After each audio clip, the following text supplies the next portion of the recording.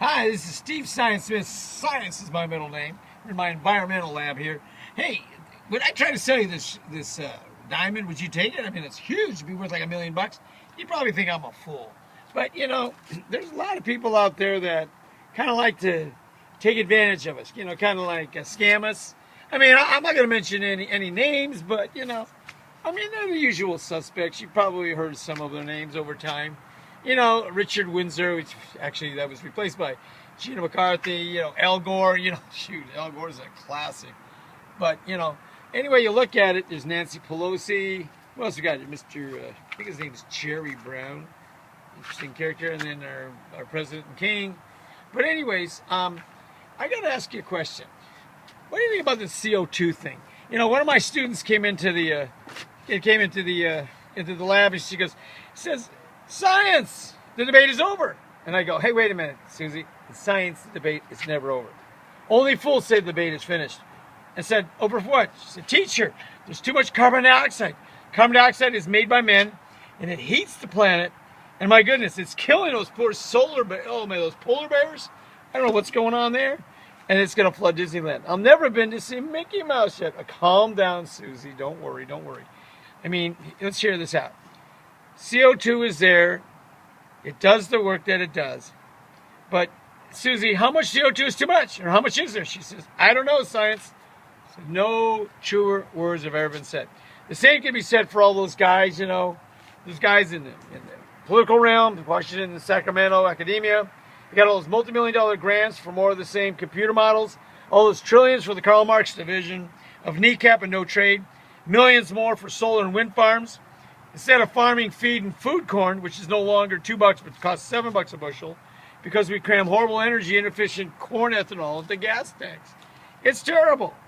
But let me show you, Susie. You know what? Let's try to figure this out. Okay, there's a 2,500. Look in there. It's 2,500 total marbles, representing a sample of 2,500 molecules of air. Now I'm asking, how many of those are CO2?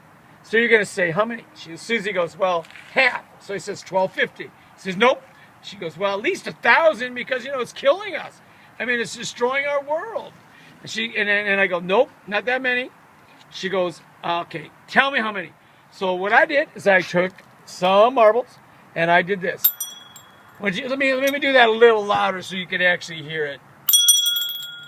One molecule of 2,500 is CO2. And what's wild about it, that's what we're killing off it's crazy. We're destroying thousands and thousands of jobs, hurting families, spending trillions of dollars.